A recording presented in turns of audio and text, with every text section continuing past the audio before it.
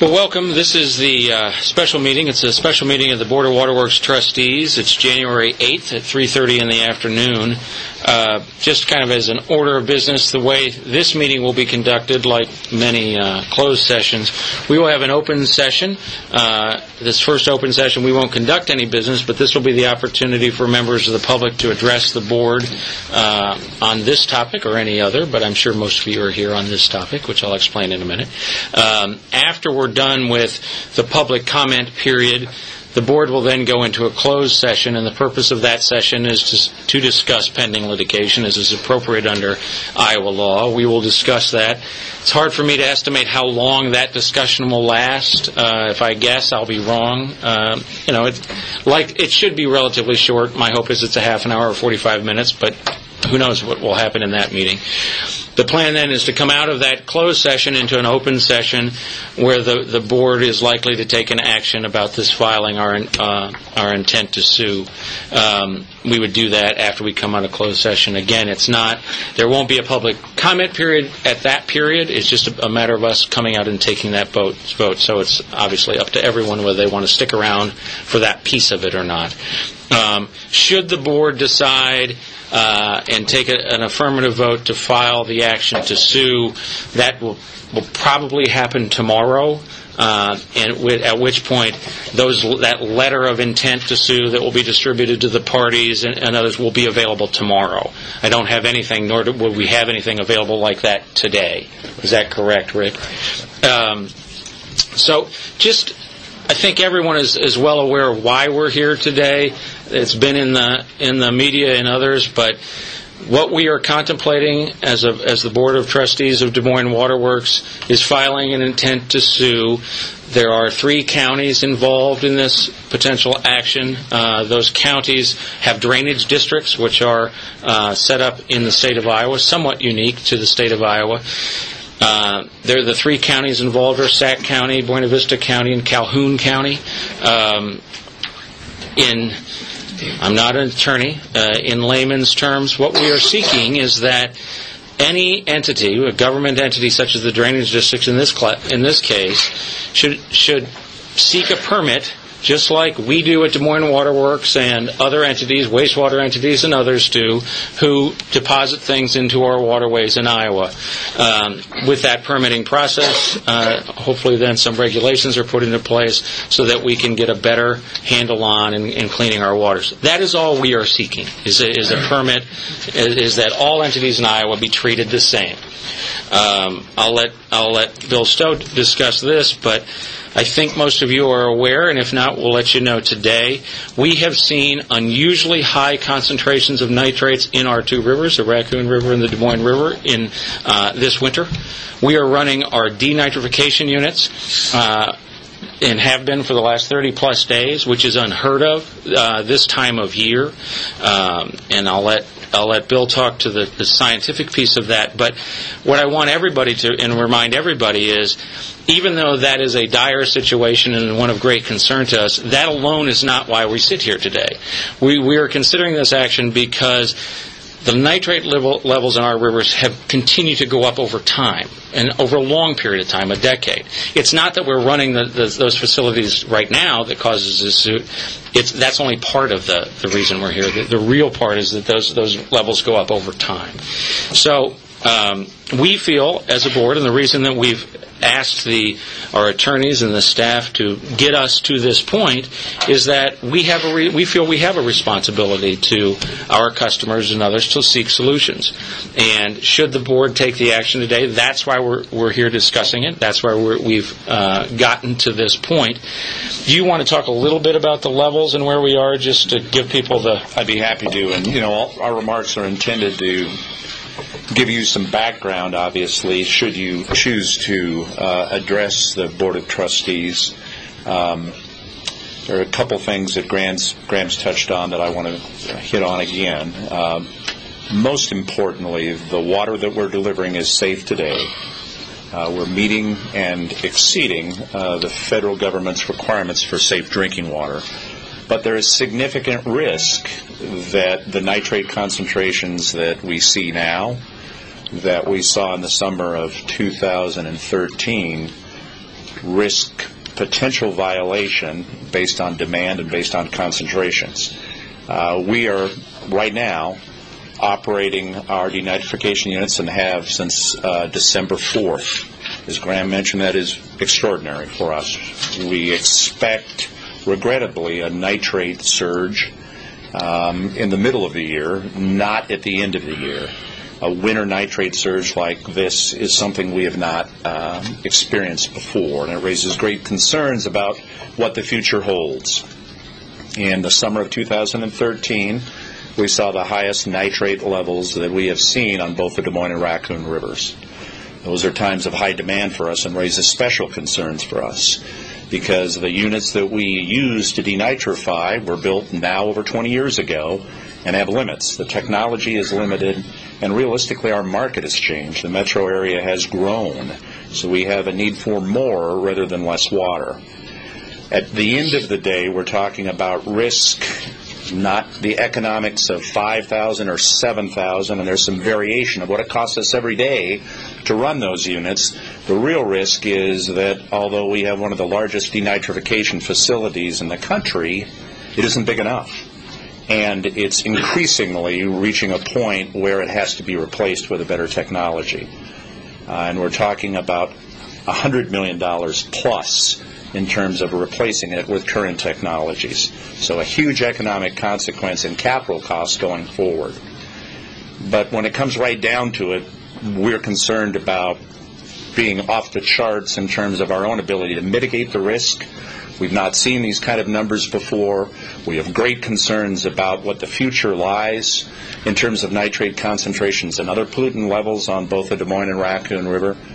And I'm confident there are going to be some folks who speak today that want to dispute our numbers or want to dispute whether it's the worst or whether it's weather-related.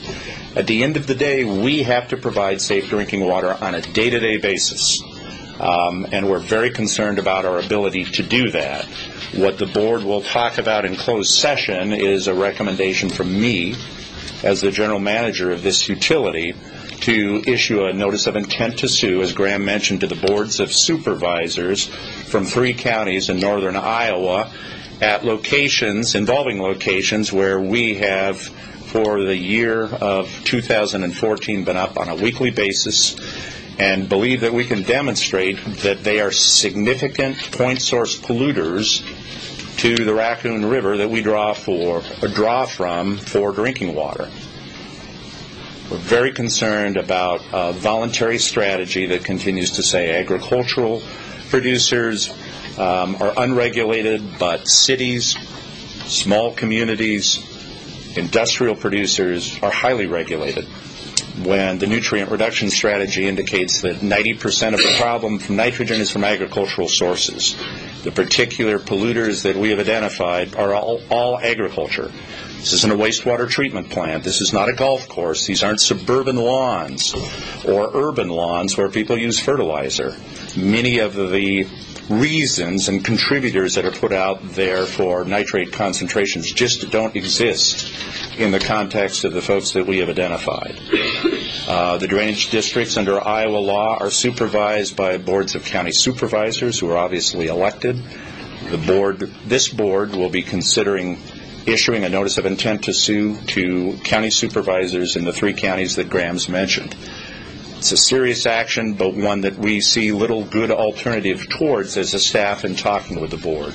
Obviously, the board talks about litigation, including the pros and cons, in closed session, so they can reach the right decision on behalf of this utility and on behalf of our ratepayers and consumers. And as Graham mentioned, public comment on the front end of this. They will deliberate in closed session, come back, and those of you who choose to be here for that actual vote, that'll be done in open session. And we very much appreciate your participation today. What we're going to suggest is coming to the lectern. You'll see a sign-up sheet there. We don't want people signing up in advance, but if you'll give us your name and basic information, if we would have any additional questions or to fill out our record, we'd love for that to happen. This isn't a debate.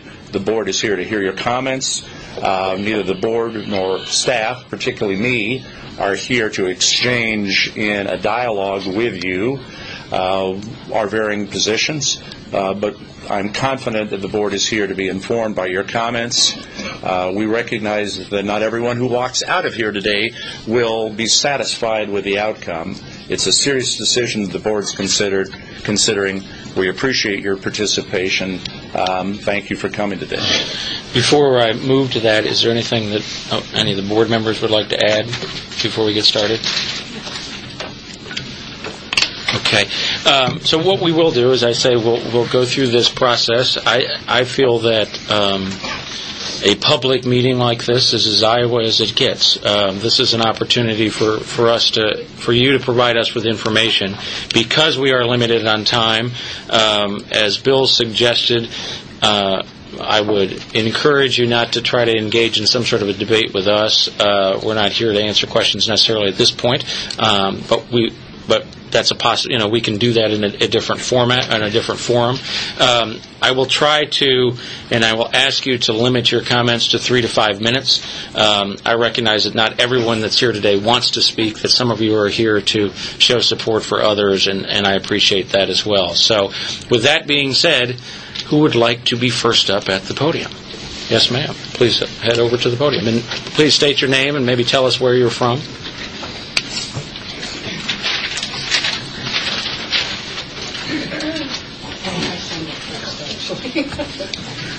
Good afternoon. My name is Deborah Bunka, and I'm a taxpaying resident of Ames, Iowa. My views are pronounced, but they are entirely my own.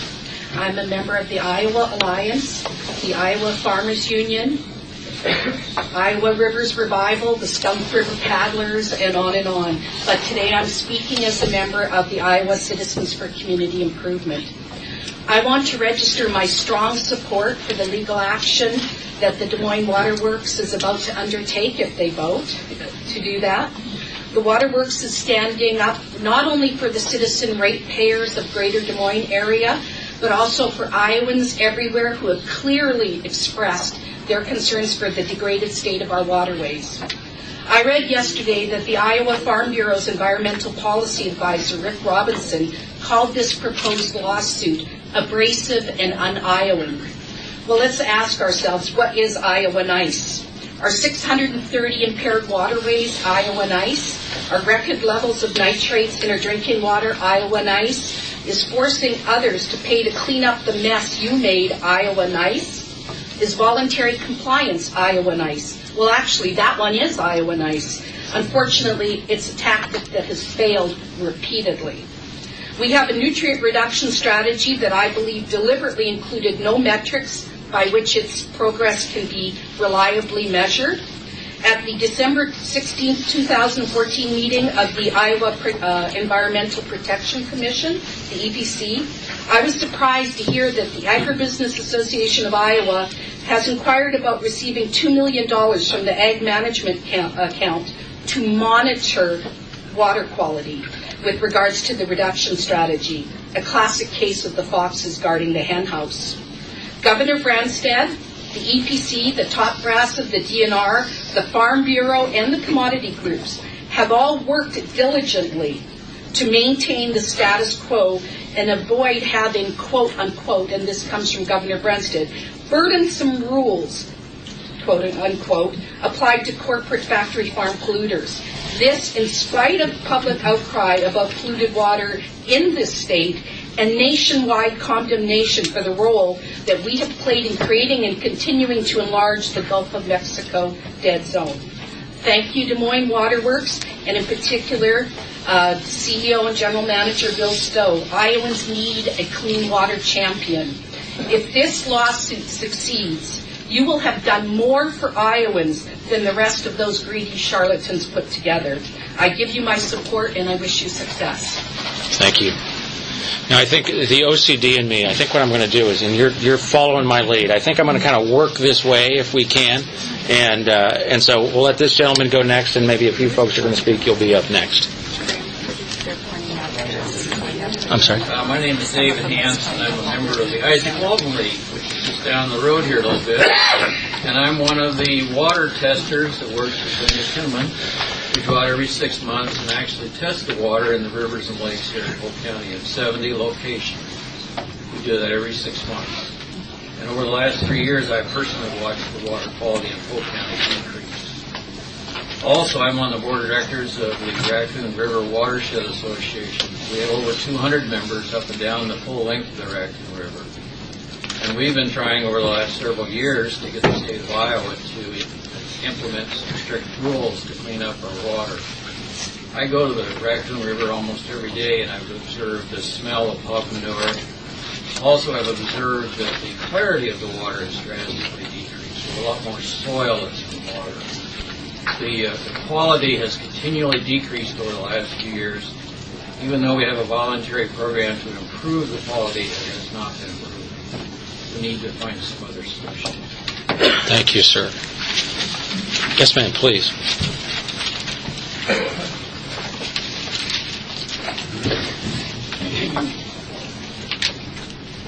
Hello, my name is Sheree Mortiz. I'm a retired school teacher and a member of Iowa CCI and the acting board president.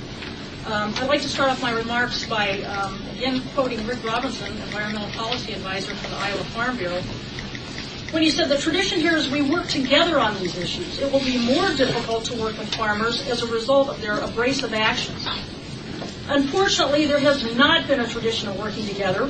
There's been utter resistance by the Farm Bureau and the state of Iowa to hold polluters responsible for their non-compliance with the Clean Water Act. This reaction of the Farm Bureau presents Iowa farmers as a group who will continue to refuse to comply with the Clean Water Act and be ever more uncooperative, like a spoiled child that refuses to change their behavior. After years of trying to work with the factory farm industry and state officials, what we get is the equivalent of a temper tantrum. I'd like to quickly just shift gears and tell you a little bit about some of my own experience as a lifelong Iowan. I spent summers as a child at Lake Okoboji. That's where I learned to fish, to water ski, and to sail. The second and third generations of our family have not had that opportunity because it is so risky to try to figure out what the bacteria levels are because they jump all over. We actually tried it a while back, about 4 summers ago, and we ended up with 2 of our children in our family going to the doctor. And the doctor could only surmise that it was probably symptomatically related to contamination in the water. That was it for our family there. However, in 2013, being a good Iowan, I decided to persevere on, and I rented a beautiful cabin at Springbrook State Park for our family. The surrounding timber was beautiful. There was a lake with a hiking path. And so we unloaded 3 carloads of family members and kids, and the 4 teenagers ran for the beach. As I'm walking, I see out of my peripheral vision a sign that says, "Beware of possible high bacteria levels." I yelled to the kids, "Stop." Needless to say, it was a real disappointment to showcase our parks in this light, and it limited our activities. As a retired school teacher, it provided a teachable moment, but yeah, not the kind I was looking for. But overall, what is really disappointing is the willful failure of the governor, Chuck Gibb, director of the Iowa DNR, the Farm Bureau, and farmers and factory hog farmers specifically to protect a common resource of necessity like water. After not months, but years of Iowa CCI sitting down in discussions and presentations in front of the EPC, sitting down with Director Gibb on numerous occasions, nothing has really moved the farm industry towards substantial compliance with the Clean Water Act. Too few inspections and weak penalties that encourage repeat offenders continue to be an ongoing problem. The end result of voluntary compliance over decades has been a colossal failure, with ever-increasing water degradation and higher water bills for me as a ratepayer in the Des Moines metropolitan area. Why should 500,000 ratepayers have to pay for environmentally damaging practices going on upstream? But more importantly, this is a matter of public health and welfare, as has been pointed out. Why should our water system be at risk for a no-drink order? Because the DNR is failing to regulate an industry that only cares about their bottom line. The farm industry can no longer be allowed to run roughshod over the rule of law. I applaud the board of trustees and Director Bill Stowe for moving boldly to protect our drinking water and the willingness to change business as usual. Thank you, Board. Thank you. Yes, ma'am.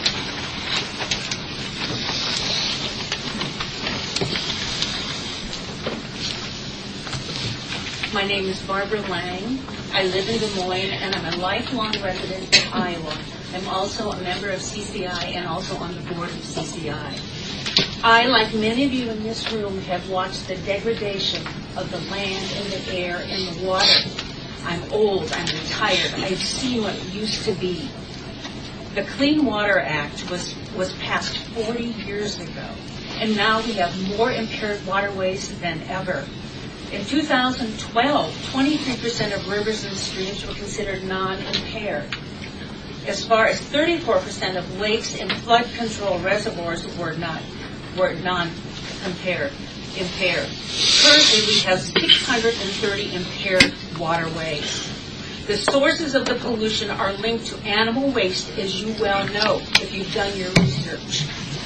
With the increase of CAFOs, 8,600 plus, it's still growing. We're talking about, in this area of the 3 states that were named in the lawsuit, there are 506 CAFOs. Think about that. 25% of the hogs in this country are in this state. That's a lot of manure. You add cattle and poultry, that's even more. So we have a problem as far as what do we do with these billions of gallons of manure? Well, we know what happens to it. The land cannot absorb it all. We're talking billions of gallons. So what happens? It hits in our waterways, and it comes down through all of these communities, and we end up having to clean it up. It is not healthy. Yes, Mother Nature is telling us, she's telling us there's too much manure for the land. And she's also telling us that voluntary compliance is not working. 40 years and nothing has changed except the increase in pollution? Something has to be changed. Farmers who pollute need to pay for the cleanup, not the 500,000 people in this community or in other communities. Industrial farmers are gaining financially, but they're losing social capital. I come from a farm background, and generations ago there was great respect for farmers, and they've lost that because of the pollution and environmental problems. I support this lawsuit and appreciate what Bill Stowe and those at the Des Moines Water Works are working to protect the public health as well as the environment. Thank you. Thank you. Who's next? Yes, ma'am.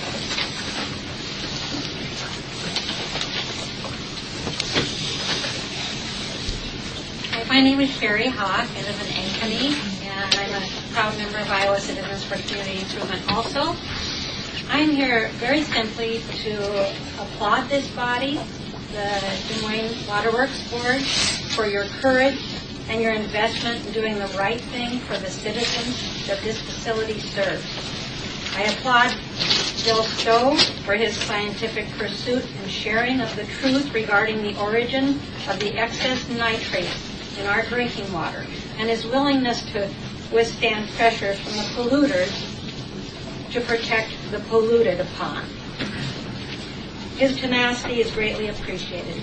I also applaud all the feisty clean water addicts sitting in this room who are willing to take time out of their busy schedules to attend every EPC meeting to provide proof supporting the reality of our deteriorating waterways to the corporate stakeholders charged with protecting our health and welfare, and to beg them repeatedly to do the right thing for Iowans, even though this is universally to no avail.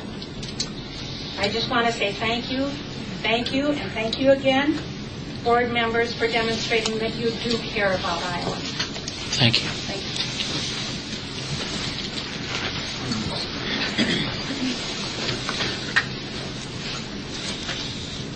My name is Brenda Brink. I'm a proud member of Iowa Citizens for Community Improvement. I'm from Huxley, Iowa.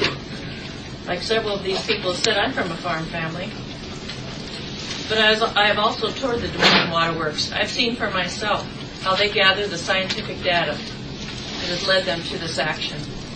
This action is necessary to continue providing safe drinking water. That's all we really need to say. It's necessary. All the people of Iowa deserve clean water and safe water. I salute the Des Moines Water Works for their appropriate response to the causes of high nitrates in Iowa. We know that cause is from poor management of animal waste. We know where it's coming from. And I've told my dad, I'll tell anybody. If you're doing the right thing, then you need to get to the people who are doing the wrong thing.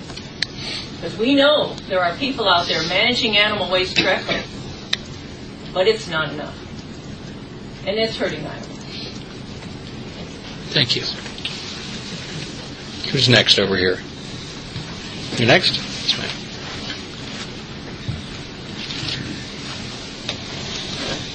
I'm Mary Clark. I'm a member of the Iowa Citizens for Community Improvement. I am also a rural Iowan, and I live on a well. And I've had a well quite a bit of my adult life.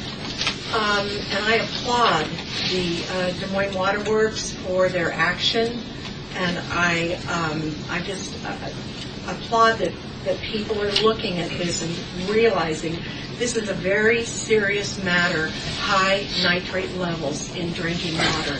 I personally have experienced tragic loss with excessive nitrate levels in my well water. Both of my children, I had 2 children that were born with me drinking polluted well water out on a farm. My first child was born, he was very sick all the time. My second child, my second son was born, and he lived for 1 day. Now, the safe drinking water level for nitrates is 10 parts per million. My well water was 40 parts per million. I was surrounded by fields and farms. I didn't know, but my water it didn't smell. It didn't have any adverse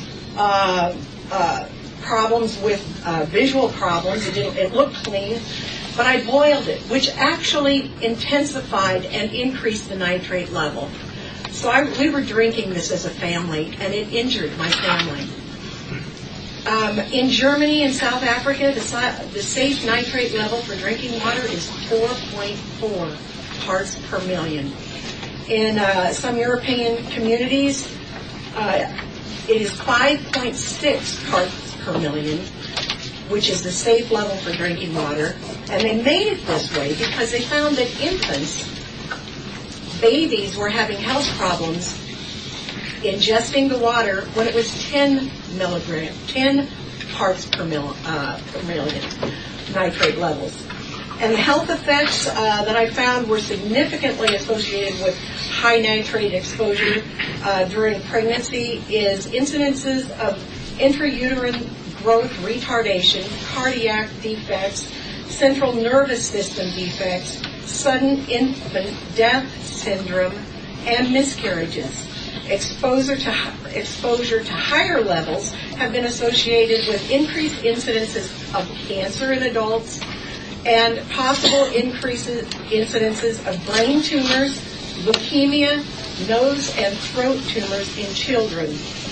And since we have over 630 documented polluted waterways, 780 documented manure spills in Iowa, my concern and outrage is from our present levels of nitrates in the drinking water of hundreds of thousands of Iowans who could become sick and even die.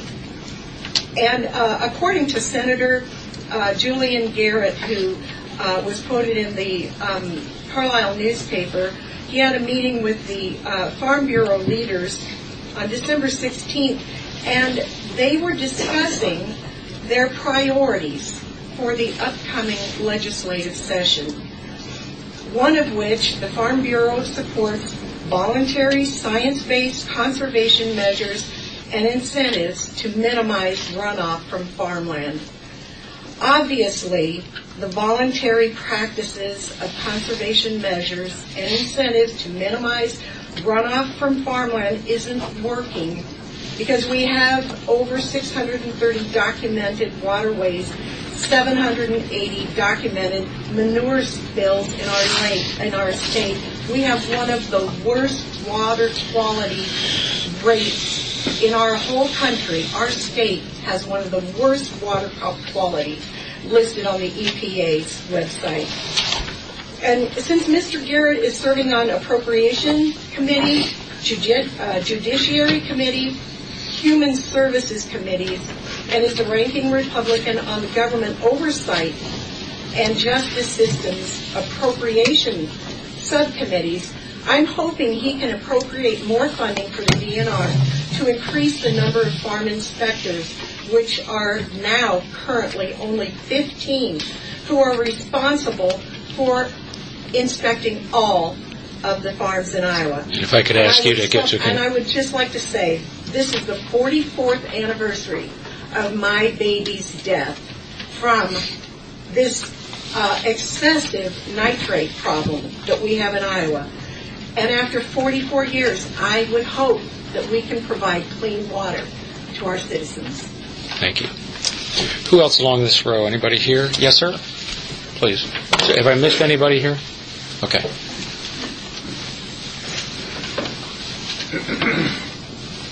Good afternoon. My name is Bill Kauser. I'm a fifth-generation farmer, cattleman, father, and I'm an Iowan. And all those rules, because I have a general care and concern for the state's water quality, I have personally invested my own dollars to install conservation and nutrient retention practices on my farm. As a farmer, I'm proud to say that I have one of the most important jobs on this planet, and that's to feed the world. I've been involved in agriculture for a very long time and have a pleasure of growing up a family in central Iowa.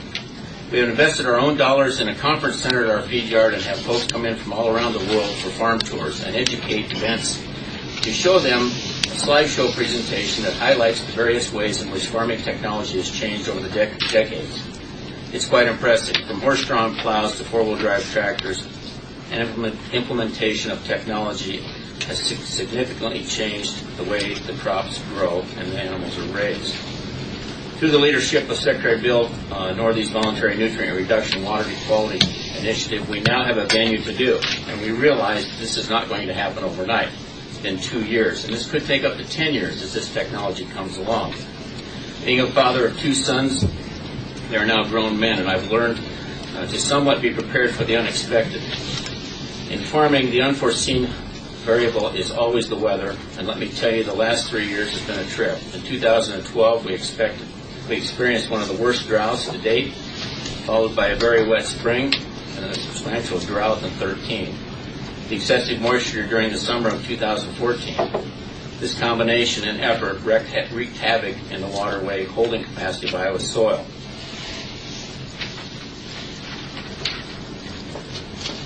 After listening to the discussion here today, I think it is clear that everyone in this room wants clean water. The Sewing County drainage districts that were established in the 1800s by farmers will not result in clean water. These districts were established by farmers as an investment and requirement, continual maintenance of the structure and function of their personal financing. It is slightly ironic that Des Moines Water Works is considering suing several Iowa drainage districts, given the notion that they were founded on collaboration and compromise among Iowans. You see, when drainage districts were formed, they were useless unless the neighbors downstream improved and developed drainage from their fields first. Drainage districts were founded on solidarity and have existed for decades in this concept. And I believe that this is the way to solve this task in front of us, working together and accomplishing that feat. I ask myself as I stand in front of you today, as a representative of the Iowa farmer and livestock producer, what qualifies me to give testimony on this very important issue today. And I do understand what a permit is. In 2011, our family feed yard, Kauser Cattle Company, received the National Environmental Stewardship Award from the National Cattlemen's Beef Association. I founded Lincoln Way Energy, a 50 million gallon ethanol plant in Nevada, Iowa. We purchase all of our water from the Nevada that comes from the Skunk River bottom wells. Our discharge water is 100% times cleaner than when we remove it from the ground. Is yours? We have a feed yard north of Nevada, permitted for 5,200 head. We have 5 monitoring wells to test groundwater quarterly at my expense to make sure the groundwater is not being contaminated. In my permit, I have a 0 discharge except in the 24-25 rule. Is yours? I have backup intakes that collect water off driveways and sent to the field in growing crops to make sure it does not get into tiles at my own expense.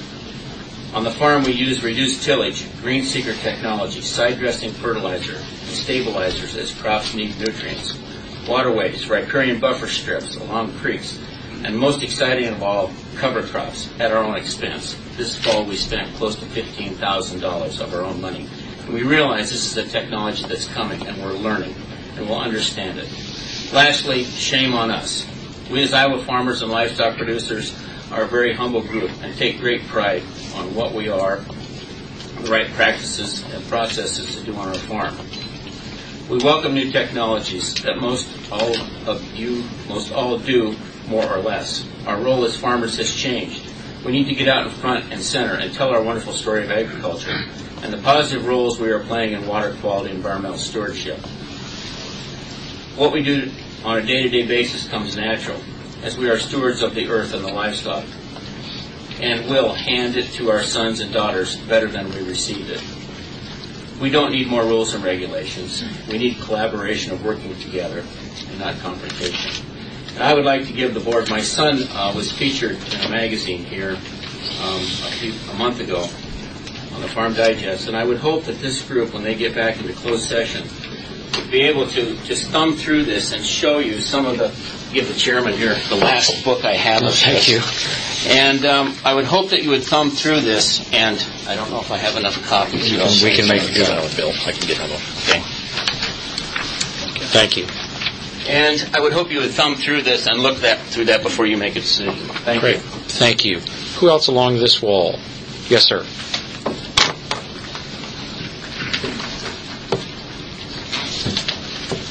My name is Jim Youngblatt.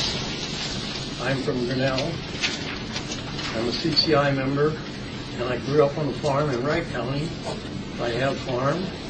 I worked as an agronomist for several co-ops and was a county extension director in Dickinson County for 23 years. During that time, living on the west shore of Big Spirit Lake. My sister and I still own a family farm in Wright County.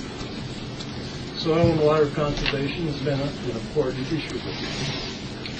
Recently, my wife and I were going through our books, and as you can see by looking at me, we're downsizing and moving to seniors living, and came across this book, Iowa's Natural Heritage. It includes a section written by Iowa State University agronomist Tom Fitton and Jerry Miller. They state that the revenue from crop production in Iowa is only second to California. Then they continue on to say that, tragically, Iowa also has the distinction of having the most soil erosion of any state in the continent. Iowa has lost half of its topsoil. That was in 1982. So, where are we today after passing out environmental awards for soil conservation the last 33 years? We're worse off than we were then. The people of the Iowa Des Moines Water Works have pleaded for 33 years for cleaner water. To stop a bad situation from getting worse, they have proposed legal action. The Farm Bureau calls the Water Works action abusive and un-Iowan. What I call abusive and un-Iowan is flushing Iowa's soil, water, and manure down the river for people to drink and recreate in. Rick Robinson stated in the Register, nature doesn't take orders from a judge. Well, I would say that nature doesn't take orders from the Farm Bureau either. I commend the Des Moines Water Works for taking action to clean up our water. Waiting for 33 years for others to do the job is long enough. This isn't about feeding the world. This is about saving the planet. We can do better. Voluntary compliance for soil and water conservation won't work any better than voluntary income tax. Thank you, sir. Who else working our way down this wall? Mr. Pugh, are you next? Yeah, I think so. Thank you, Jim. I'm glad to Stowe for letting me speak. I'm not a member of any organization. I'm just a concerned citizen. I know that when my wife and I were first married, ago, and she became pregnant, I used to be able to go down to the Des Moines River, and I used to be able to catch some catfish, and I used to be able to bring it home and fix a nice meal and feed it to my pregnant wife. And my sons, as they began to grow, they used to swim in the Des Moines. Well, what happened between then and now? And I realize, I realize that there are some farmers that are very good stewards of the land. I recognize that. But then there are some that are not. And I just think that our water quality is abrasive, abusive, and unhigh. And I hope, I fully support your actions and your litigation if it comes to that. I fully support it. And thank you for letting me speak. Thank you. I know you're here in support of two beautiful grandchildren too. Yes, we share some relatives, and those two boys in particular. So. And before I think, I want to commend you, Mr. Stowe, for your stewardship of our water. I really appreciate it. Thank you for coming. Let's work our way about the people who are earning it by standing here. There's somebody over here too. Is there somebody over here? Okay. If you want to speak, and then you'll be next. All right. Are you ready? Are you ready, sir? Yes, right there. And then you'll be next.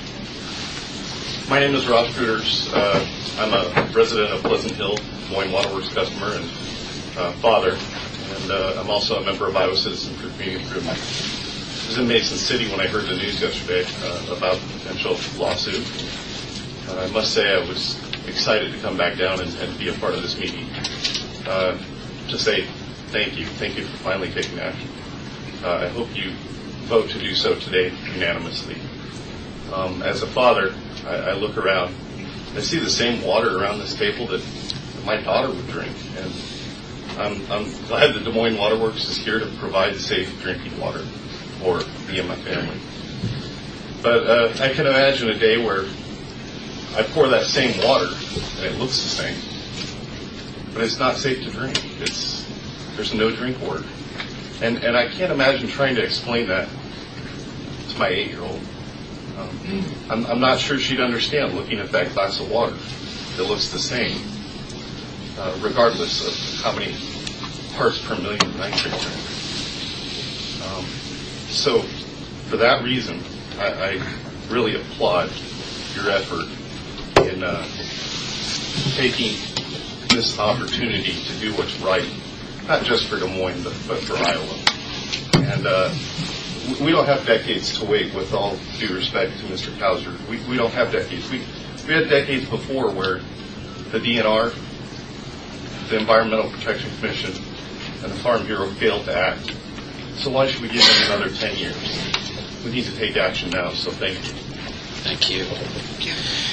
Yes, ma'am, please. Is there anybody else back here that needs to speak? Yeah. Okay, you'll be next. Okay. All right. I'll start standing. There you go. Start standing up. Start standing up. Well, I'm Linda Sorensen.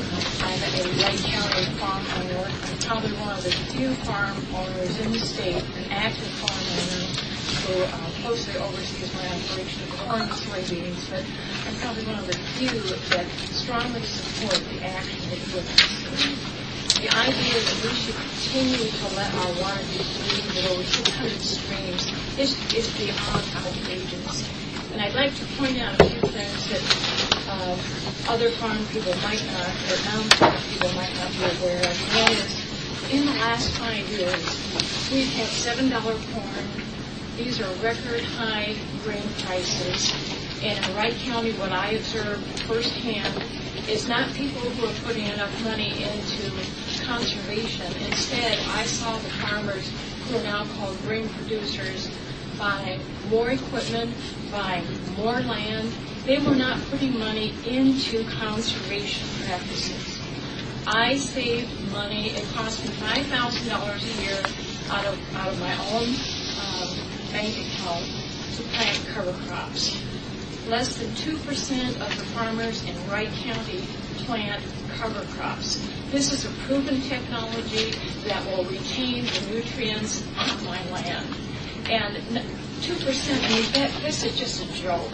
Out of all the money, the thousands and thousands of dollars that farmers have made in the last 5 years, certainly had money to put into conservation practices, they're simply not doing it. And oftentimes they have the great public relations statement, well, we feed the world. I'd like to correct that statement. We only export 7% of our corn. It does not feed the world. And even if it were true, we cannot afford to feed the world at the cost of our own personal natural resources. So as an active farm owner who grows corn and soybeans and who cares very deeply about the land, I strongly support and admire the work that you're doing. And just one other thing in the history, you may have remembered, and I'm sure your attorney has looked over all the previous lawsuits. About 10 years ago, the state of Oklahoma told Arkansas that they were tired of all the chicken litter manure that they were putting on the land there. And for 10 years, Oklahoma tried to get Arkansas to voluntarily solve this problem. After 10 years, they had done nothing. In fact, the pollution of the waterways only got worse. And at that point, they filed a lawsuit. And of course, they said the very same thing. Gee, why can't you just work with us? For 10 years, Oklahoma had tried to work with Arkansas. So this is the only thing that they're going to understand. So again, just look at the figures. I'm only one of 2% of the landowners in Wright County that planted cover crops. And we've made hundreds of thousands of dollars in high grain prices in the last 5 years. If we don't do it now, when will we ever do it? Thank you. Thank you for coming. Is there anybody else back here? Is there anybody out there, Doug, that needs to speak? No. You'll be next. Good afternoon. My name's Neela Sheeman. I'm the director of the Iowa chapter of the Sierra Club, and I'd like to thank you for this opportunity to speak to you. I've never been to this committee meeting before, so it's a really good opportunity. I don't know if suing 3 counties is the correct strategy or not. However, I do know that voluntary compliance has not worked. Sierra Club has little faith that the adopted Iowa nutrient reduction strategy will provide any benefits, and especially those enough that will make our water as clean as it can be. I don't know what percentage of our 5,000 members are Des Moines Water Works customers, but I do know that not one of them or any of your other customers can afford to continue operating the nitrate removal facility as much as has been required in the past couple of years. That's all I have. Thank you for allowing me this opportunity. I look forward to working with the board and staff at Waterworks, whatever you decide to do today to help improve our water quality. Thank you.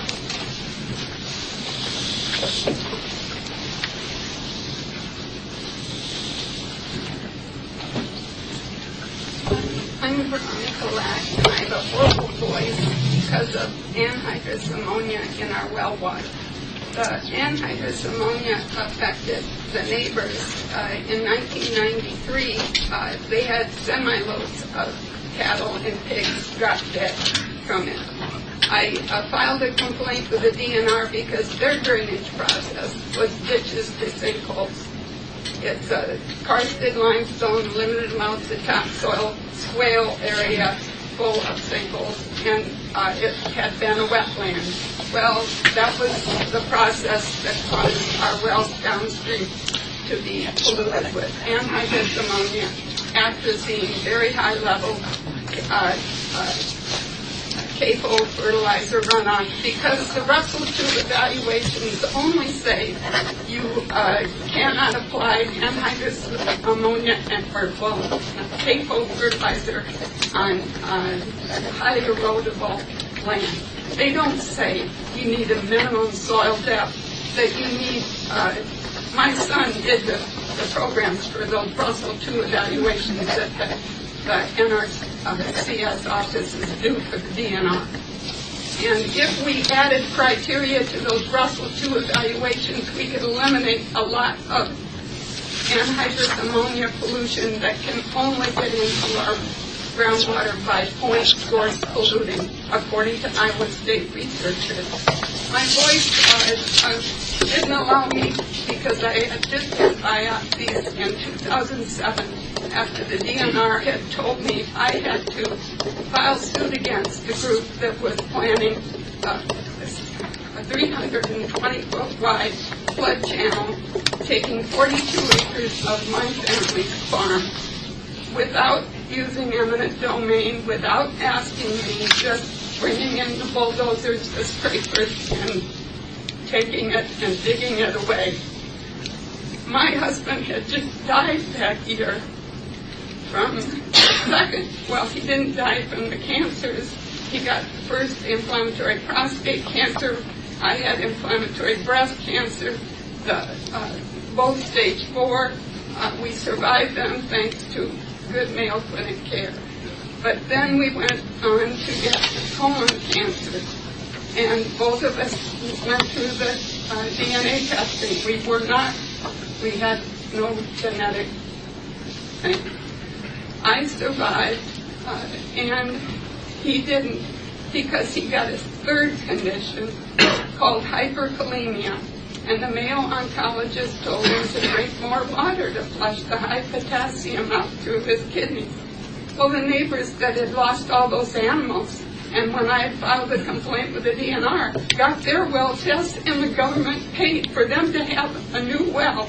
And I had my well tested when I complained in 1993. They withheld the well test from me. And Dale Adams at the DNR Mason City office said, "Oh, your water is fine for both nitrates and bacteria."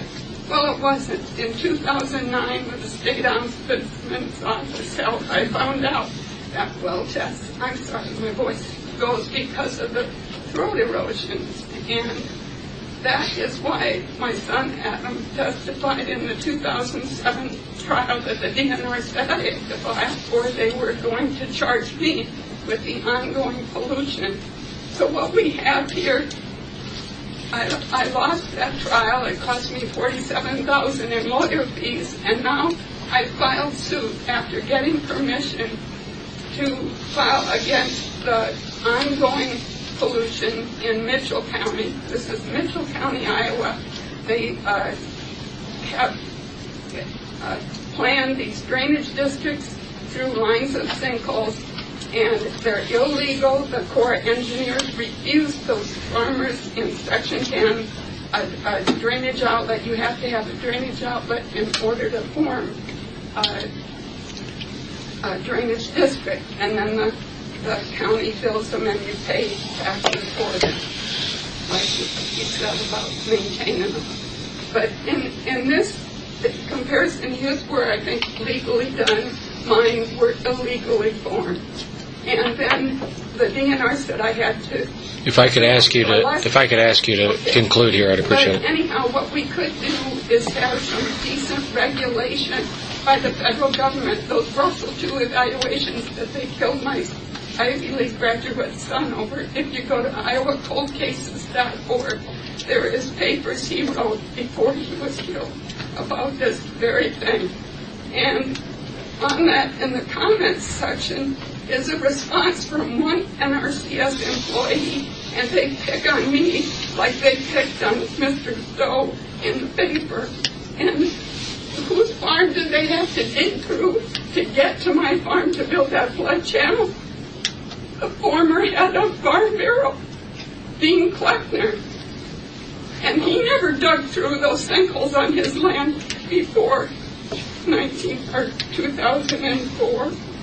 He didn't. Thank you. Thank you for coming. So anyhow, I'm hoping to get my suit through. Thank you.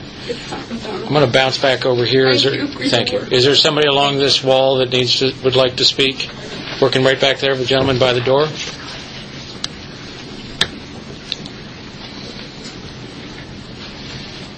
Good afternoon. I'm Dan Speck, and I live in Des Moines. My wife and I own a factory in West Des Moines, a small factory. We actually produce the glasses that you guys are looking at today. And I can't dump untreated anything anywhere. And my compliance is not voluntary. If I dumped, matter of fact, every 3 years I have to fill out an inventory and provide it to the DNR and the EPA and everything that I use that qualifies. And the recording limit is 1,000 gallons a year. And that doesn't even show up on the horizon on what gets dumped on farm fields.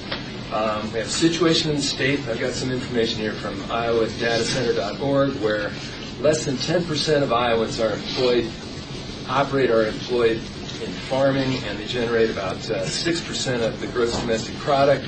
And Bill, you just said that the farming is responsible for 90% of the surface water and 100%. That's a lot of percentages, and 100% of the surface water. And the other 90% of us who operate and work for responsible operations which comply with all the regulations have been totally cut out of the discussion on this. We are not represented on any level, and I think that lawsuits are the worst way to solve this, but I don't see any alternative. And the only thing I would say is that you probably could get support from most of the cities of the state of Iowa, and maybe collectively it would be even more powerful than just the city of Des Moines. So anyway, I applaud what you're doing. Thanks for your time. Thank you for coming. Anybody else over? Yes, ma'am. I just have some comments. You can look at them. Hi, my name is Chris Wilbeck, and I live in the Grinnell area of Des Moines with my husband and 11-year-old son. I moved here last year after working in Logan County for 11 years. I love my new neighborhood, but I still try to count many farm families in Greene County as dear friends. Even many farm families are sponsored. I'm here today, though, to wholeheartedly support your lawsuit against the 3 upstream counties sending excessive nitrates our way.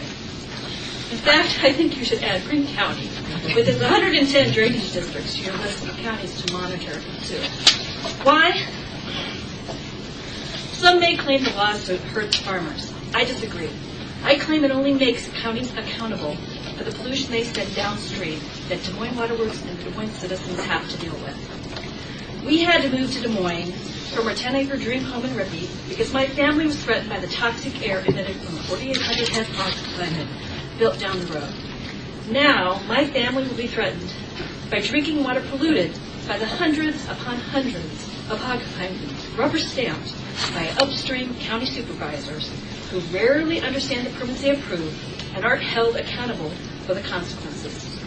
They need to become accountable for the permits they approve and the drainage district they manage.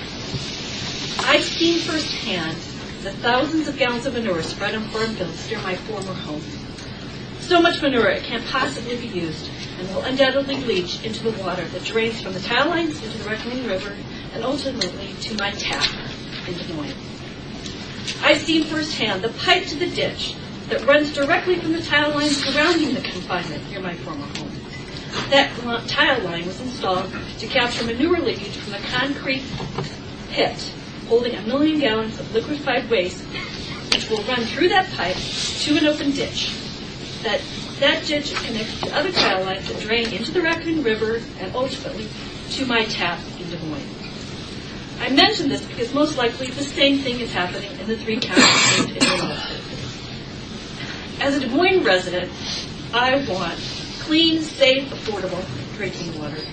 I don't want to read countless blue baby water alerts in the Des Moines Register like I read in the Jefferson Bee for Greene County's small town of Sheridan.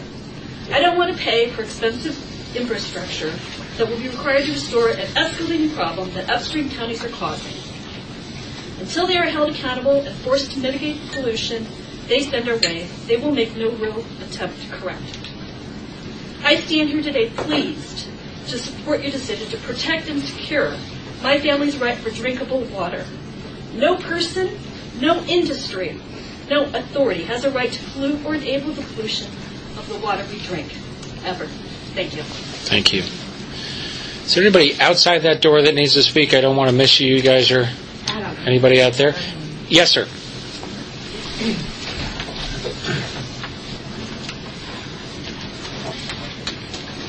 Good afternoon. I'm Roger Wolf. I'm Director of Environmental Programs and Services at Iowa Soybean Association. I also am the executive director for the Agriculture's Clean Water Alliance. Some of you may know that we've had a long historical working relationship with the Des Moines Water Works, and this goes back to working with L.D. McMullen over the years at the front end of when the nitrate removal plant was installed. And just so folks know the score here, there's certainly a recognition from the agriculture community that we have a problem with chronic nitrate in the Raccoon River. The Agriculture's Clean Water Alliance annually assesses themselves a fee and invests in water monitoring. And most of that water monitoring has been done in cooperation with the Des Moines Water Works Water Quality Testing Lab. And we often would share staff and do this work cooperatively. And part of the reason we did that was to understand the issues, understand better where the problems were coming from, where we could advance solutions, and frankly, any business, waterworks, agriculture, we want confidence, right? We want confidence that what we're going to do is going to work.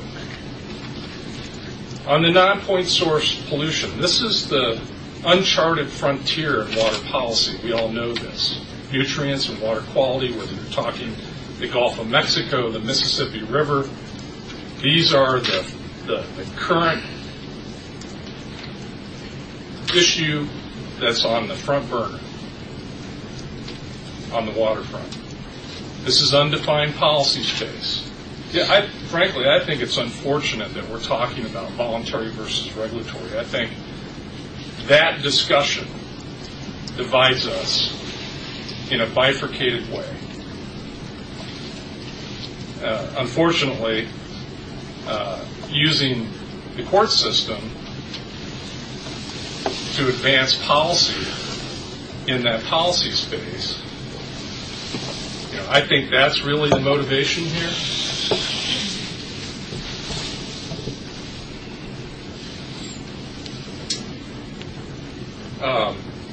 A couple comments about nitrate trends. One of the things we found over 5,600 water quality samples on all the tributaries entering the Raccoon River over the last decade, trend data actually indicates that we're about 20% reduction over that last decade in nitrogen concentration. And I would invite the public, I would invite the board, Director Stowe, come on in and let's take a look at that data over the last decade. A lot of that data was analyzed in your lab. This is consistent with trends documented by the USGS, the Iowa Department of Natural Resources. Further, there have been scientific publications using Des Moines Water Works data going back to 1916 that have shown dramatic improvement in sediment discharge out of the river from 1916 to recent years. It's an unprecedented data set. That's something we ought to be celebrating. The fact is that we are making some progress. Now, you are drawing great attention to this issue. And what we would really like to advance is a one water approach, a watershed solution, one that we have confidence in.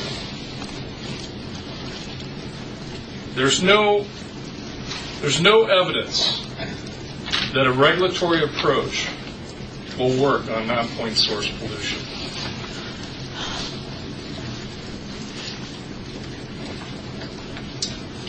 We believe there's an effective 1-2 strategy in place that provides quality water to Iowa. There's no doubt that you're going to have quality source water here in Des Moines. And every day you flip the switch, you're going to have to produce water that meets Safe Drinking Water Act requirements. I'm an owner of Des Moines Water Works. I live in southwest Dallas County. I rely on good quality water at an affordable price. Thank you for providing that water. The 1-2 strategy is to have an affordable and effective water treatment plant that meets those requirements downstream. You've been doing a remarkable job with the nitrate removal plant, which, if you do the math using the numbers that have been provided, it's less than $1 per customer per year. We're talking about a mountain that's going to have to be moved upstream in terms of improving water quality. I'm going to ask you to conclude here as quickly as you can. So, Iowa farmers are committed to providing the best water possible. Our record demonstrates this, whether it's at Iowa Soybean Association, the Agriculture Clean Water Alliance. I think we could do more working together. It's worrisome that the potential damage that a lawsuit could do. But thanks for having us and listening. Thank you for coming. Is there anybody else over here? Yes, sir. Please.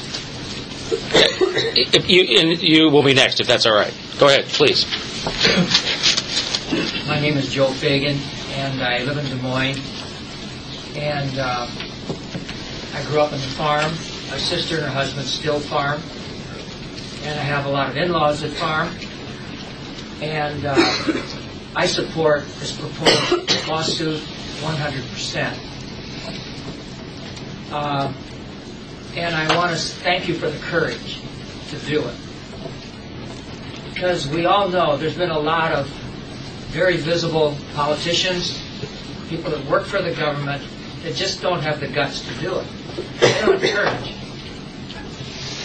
And we don't have to list them, but that's the truth. And what was so exciting about finding out you guys are doing this is that, God, it's kind of rare to find courage when you want to deal with the water, and you guys have it. And we appreciate it very much. The whole community is behind you.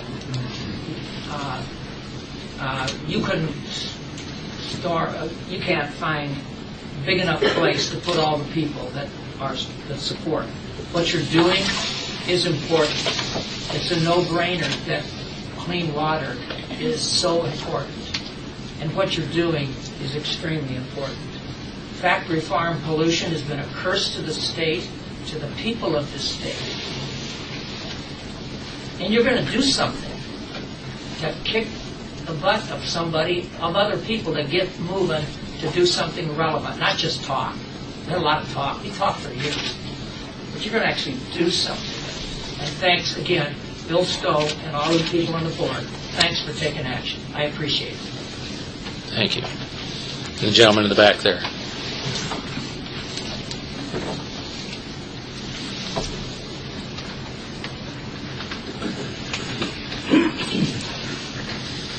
Good afternoon. My name is Fred Dorr. I'm from West Des Moines, Iowa, and I'm here to register my objection to the potential lawsuit. I think the critical issue here, obviously, as evidenced by the ICCI folks and other blocks that have shown up today to support your intended action, is that somebody needs to regulate this industry, and we're tired of waiting for the EPA and the state to do this.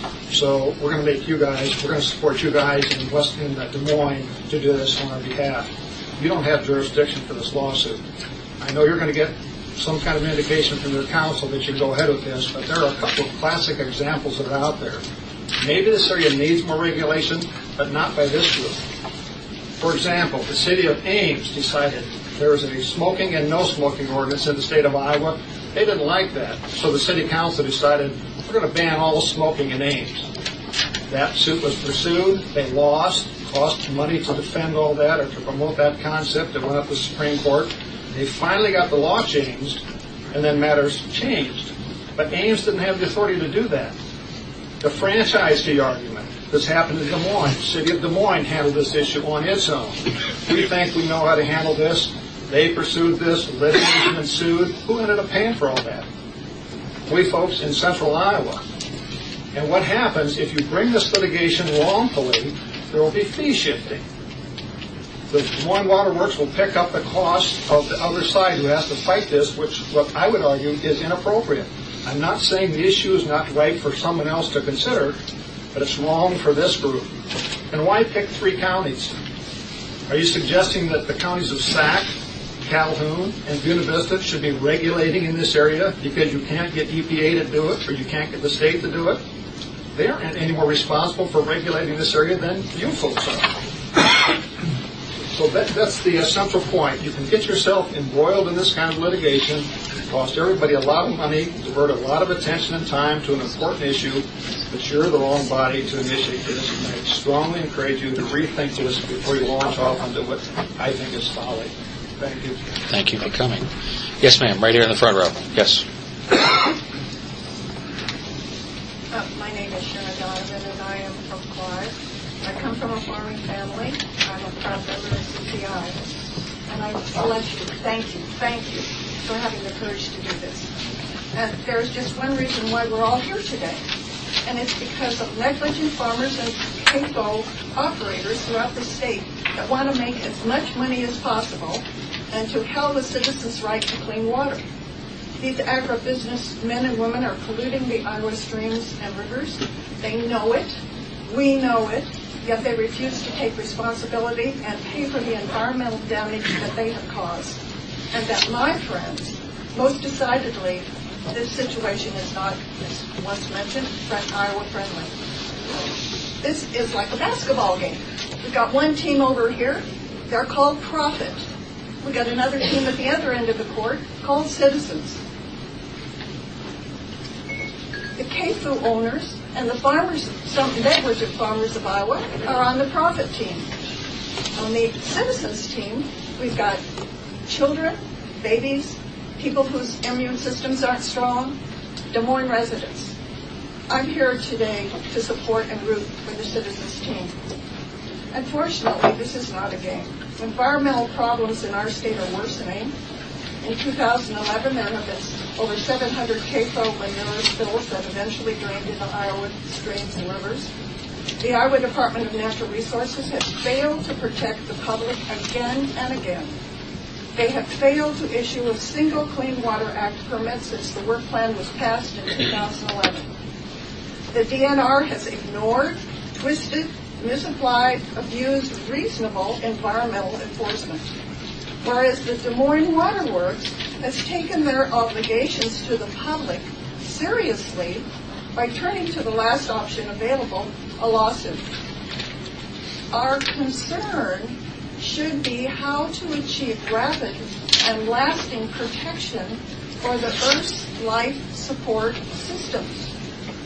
Mankind has unleashed an environmental hellstorm upon this planet, and thanks to ill-gotten profits and spineless politicians, we have this situation.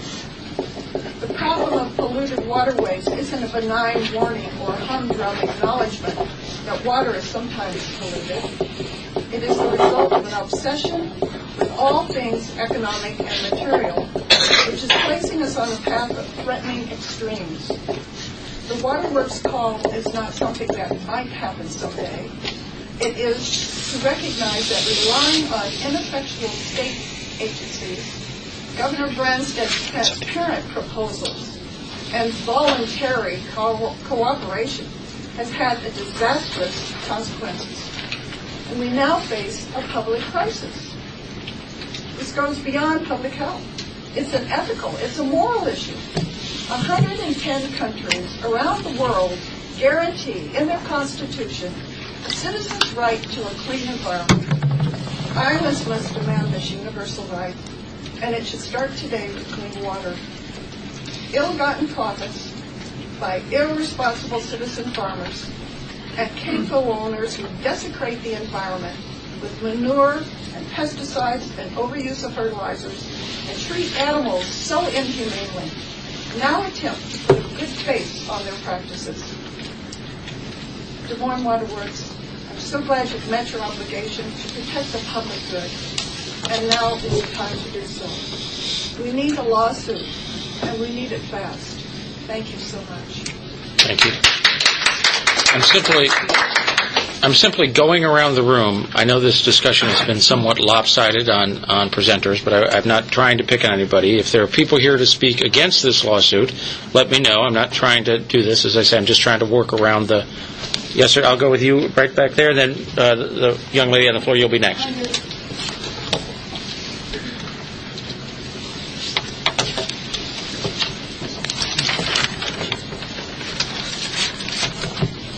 Thank you. My name's Dan Hannerhan. I'll just kind of speak off. I'm from Madison County. I'm a farmer there. I'm a contractor, install concentration practices, and I'm also a member, assistant commissioner of the Soil and Water Conservation Board. And I know there's a lot of talk about the effective voluntary, the effective collaborative efforts. And just a few miles outside the metro is Badger Creek watershed. And it's kind of an interesting story. Just a few hours before this meeting began, they had a meeting today of producers talking about the use of cover crops, their initial use of cover crops, what worked, what didn't, what they'd like to do differently next year. And that watershed has had an active association in it since the late 1950s. It began with a small group of people. It grew to include neighbors that originally weren't interested in it, and it's since grown to branch out, have other agencies and organizations as partners with them. There's Madison County, there's the County Soil and Water Conservation Board, the Iowa Department of Agriculture, Natural Resource Conservation Service, my mouth is dry, and the Environmental Protection Agency have all worked there in a collaborative effort for it'd be almost 6 decades now that's been going on. And I would say living in that watershed and working for people in that watershed, you get a first-hand account of the families, the farm families there, the seriousness with which they approach soil and water conservation and improving quality, and the multi-generational efforts they put forth in order to do that. And that's a legacy that I'm proud of. I'm proud to live in that watershed. I'm proud to work in that watershed. And I'm proud to tell that story of that watershed. I'm afraid if you guys take the course that you might very well take this afternoon, it leaves behind a legacy of litigation. And I just think that collaborative approach bringing, and I'm not alone in that. I think the Region 7 environmental, the EPA Region 7 administrators on record for saying a voluntary collaborative effort should serve as a role model for how we approach the challenges. Because the other thing about that watershed is that those initial producers started that. They had the challenge. They had the goals of reducing soil erosion and doing something about flood control. And the fact is that there's no finish line when we come to conservation.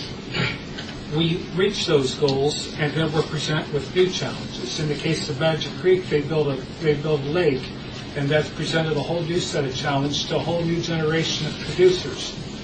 But the relationships were there in place among the producers and among local partners to figure out ways to meet those challenges. And so I thank you for your time. Thank you. Right down here, and then you can be next. Hi, I'm Jess Mazur from here in Des Moines, and I'm a proud member of Iowa Citizens for Community Improvement. And I want to thank each and every one of you for what you're about to embark on. This is a powerful statement to the polluters in Iowa. And this is something that's not only going to affect people here in Des Moines who are ratepayers, people all across the state.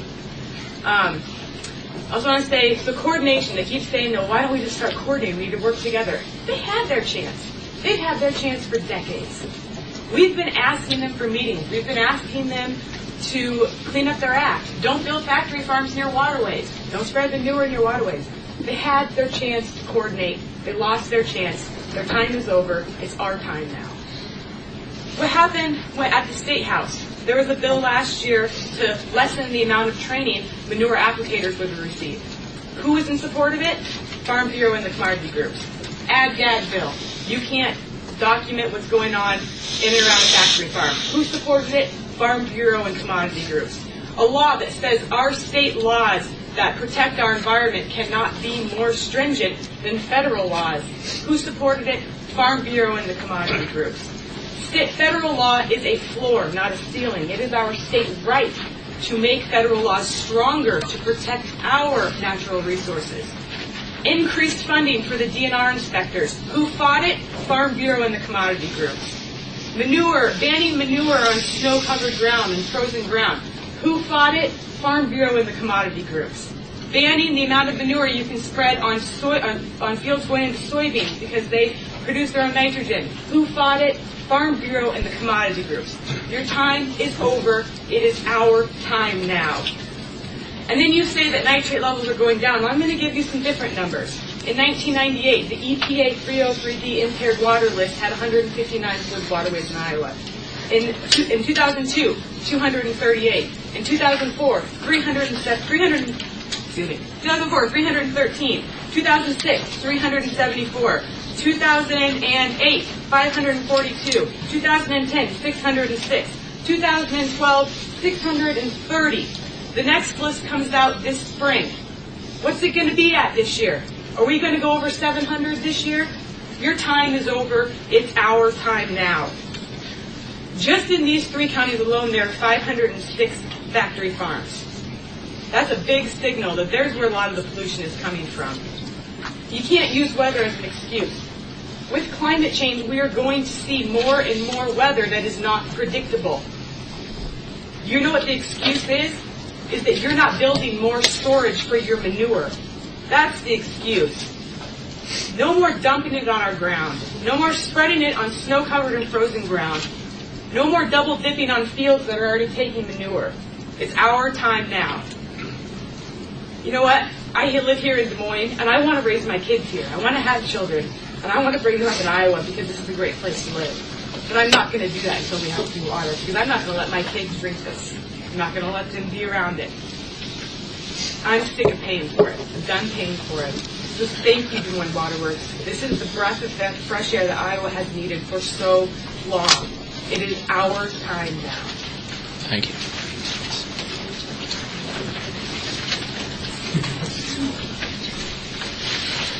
First, the good news, this is going to be brief. My name is Ed Ressman. I live in West Des Moines, and I'm also a member of CCI.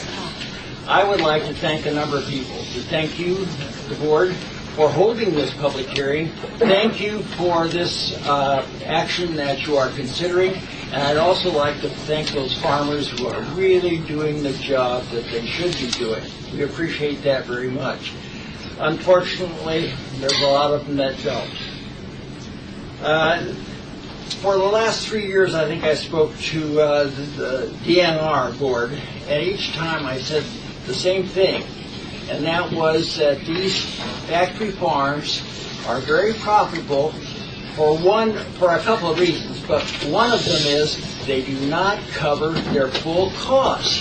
They send those costs down the river for you people to deal with, and the taxpayers that use your water. But in addition to the financial costs, and this has been covered by other speakers, there is the health costs. You can't put a dollar amount on that. That's impossible. A number of speakers have also said that voluntary compliance doesn't work. But yet we have some people that are insisting that we should try and try and try again. That reminds me of Einstein's definition of insanity. Trying the same thing over and over again and expecting different results. It just doesn't happen. Anyway, I hope that you will seriously consider what you've heard today and go ahead with this lawsuit. Thank you. Thank you. Anybody over here? Mr. Harmon? No? Anyone? I see anybody else that needs to speak? Anybody else? Last call. One right there.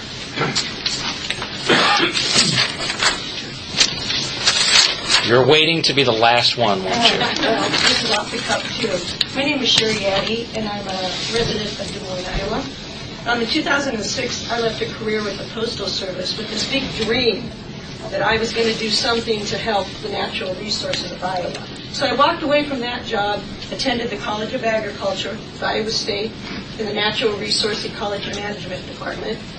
And I went and did some little ranger jobs here and there, and in the off-season I came home and applied for this job that I thought would be my dream job, a soil conservationist with the NRCS. To make a long story very short, I walked away from that job after 6 months. After going through training to save the natural resources. I really thought that I could fight the machine.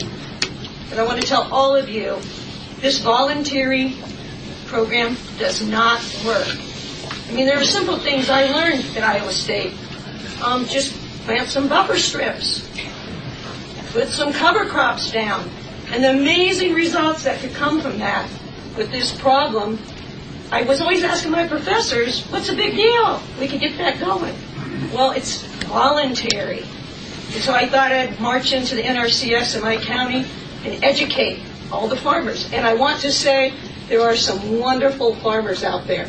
I went to workshops, and my God, if all the farmers were like this man, we wouldn't have a problem. But the problem is, they aren't like him. And they don't do it voluntarily. A lot of the problem is we rent out a lot of our cropland. And some of the renters have a very short-term view of how they're going to take care of the land. They'll come in there 1 or 2 years, try to get all the profits they can, and they will farm their cropland right up to the edge of creeks and waterways. I was constantly out in my county questioning these practices, and I just sort of hit a wall where I had to walk away from that job after going to school for 4 years to try to help save Iowa. So I want to applaud all of you for going forward with this, because of voluntary compliance, this kumbaya thing of getting all the government agencies together, it doesn't work. It turns into one big cluster, fill in the blank. So, I really want you guys to go through with this. Even though it might not be the greatest solution, it is going to draw some attention to this problem. We do need some regulations. And I bet you some of the farmers are educated more and are forced to do this. They will find out that it's not that big of a challenge to do some of these simple conservation practices that could save our water quality here in Iowa and make us proud. I think it's the governor down in the Gulf of Mexico, when he took some other governors on a tour down there, he announced that this dead zone in the Gulf of Mexico was called Little Iowa. Oh. That was something I learned at Iowa State, too, in the College of Agriculture. And so I would hope that the farmers who are doing their best in the conservation efforts will continue to try to impress what they're doing on their neighbors. But we need more than that. Thank you. Thank you. Anyone else that would like to speak? Last chance. Anyone else that wants to speak? I don't want to cut it off too soon. I'll give you a chance. Mr. Fagan, you talked about courage and you talked about our courage to do this. I don't know if this has anything to do with courage. It's about responsibility. And I think by the show of people here, I think we're all showing that we take this as our own personal responsibility. I know everyone here does. I know there's a lot of people outside of this room.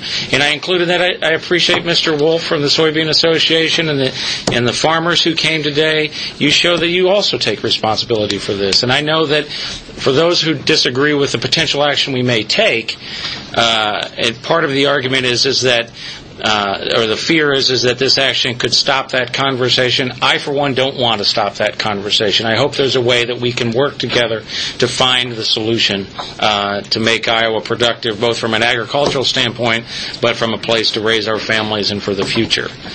Before we take a vote on this, does the board have anything they'd like to say? For me, I'll speak for myself. One of the things that the Des Moines Register talked about that it presented as a decision that had already been made. That's what we're here today to do, is discuss that. I want to say that, as in all things, we have understandings from other things. I personally make it a practice not to comment on litigation or cases that are not affected by me that I've read about in the newspapers, because that doesn't necessarily cover all the facts or exactly what's going on. And you may not know exactly what we are doing or how we're approaching this from newspaper articles. That being said, I haven't made up my mind. I keep my views fresh so that I can ask the questions that we need to ask in our closed session to see where we are. That's what the meeting's about. I just want, as a public process issue, so that you know that. And I also appreciate there are very good farmers who are doing the right things. I work in rural Iowa for the Public Defender's Office. A lot of my clients are working on farms and agriculture industry, and I talk to a lot of people every day about what they're doing, what they're seeing. The industry's changed in the last decades. My name's Wallace. I'm not one of those Wallaces. But, you know, the Wallace's farmer that I would have is maybe a different model from the way some of the things are practiced and the way things are done. But it's not our job to change the world. Our job is to look at what the interests of the Des Moines water customers are, making sure the city of Des Moines and the surrounding communities have good, clean drinking water. And we need to also not just make policy for the state, but we need to encounter if somebody does damage to us, we need to determine if they are making damage, and if they are doing something we can do something about. And that's what the discussion is here today. Great. Anything? Sue, Dave, anything you have to say? Dave? Or Sue, go ahead. This is very Iowan. You know, after reading the article, we were trying to figure out what is an Iowan. I just want to thank everyone for being here, because this is Iowa. It's about people that truly care. Mr. Koser, thank you. It is wonderful to hear from farmers like you. Thank you. Ms. Sorensen, thank you very much. Many of you have taken, you know, your day, your afternoon to come here. Mary, I'm sorry for your loss. What a terrible day to have to be here, but thank you for being here. We appreciate every one of you coming. There was not one point that we have not taken to heart. It is a very difficult decision, and I just want to let you know we appreciate your involvement. Not all of our meetings are this exciting, but you're welcome here. So, thank you very much. Dave, anything to say? Nothing. Thank you. Thank you. All right, so as I mentioned before at the beginning of the meeting, what we're going to do now is we're going to take a vote to go into a closed session. We're going to discuss matters pertaining to this litigation, allow us some time to evaluate that. We will come out of this closed session and anticipate taking a vote on whether or not to proceed with that. That also won't be the most exciting of things, but you're welcome to stay for that by all means. I'll read what the motion is, and after we do that, then we'll take a few minutes to clear the room. Again, thank you for coming. I know we all appreciate that, and we invite you back anytime. This will be a process that goes on. As you all understand, we're going to file an intent to file a lawsuit. That's in 60 days. Hopefully there is some discussion over that next 60 days, and we'll be back to do that again. But please continue to communicate with us and participate. So the motion that I'm looking for is a motion to hold a closed session under Section 21.51C Code of Iowa to discuss litigation strategy with counsel concerning source water pollutants to avoid disclosure likely to prejudice or disadvantage the position of Des Moines Water Works. Is there a motion to that effect? Second. And a second. And I think this is a roll call vote, if I'm correct, right, Laura? It is. David Carlson? Yes. Leslie Gearhart? Yes. Fran Gillette? Yes. Susan Huppert? Yes. Mark Wallace? Aye. All right. We'll take a few moments, clear the room, and again, thank you, and you're welcome to wait out in the lobby. For those of you from media who have recording devices up here, please come up and grab them.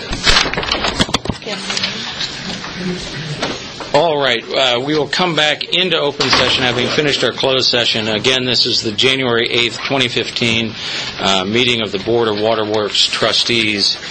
Having concluded our closed session, I'm looking for a motion, and the motion would read, a motion to direct the CEO and General Manager to issue a notice of intent to sue under the Clean Water Act and Iowa law to the Board of Supervisors in Sac, Calhoun, and Buena Vista counties and other interested parties required under law. Is there a motion to that effect? Is there a second? Second. Is there any discussion among the board on this item? Nope. Again, as I said before we went into our session, this is something that this board has considered for some time. We do not take it lightly. I can tell you that we've had spirited, in-depth discussions, and I look forward to having this vote. Again, and I appreciate everyone who has attended the meeting today and has provided us information. With that, we're going to take a kind of a formal tact here, and we're going to have a roll call vote. David Carlson. Aye.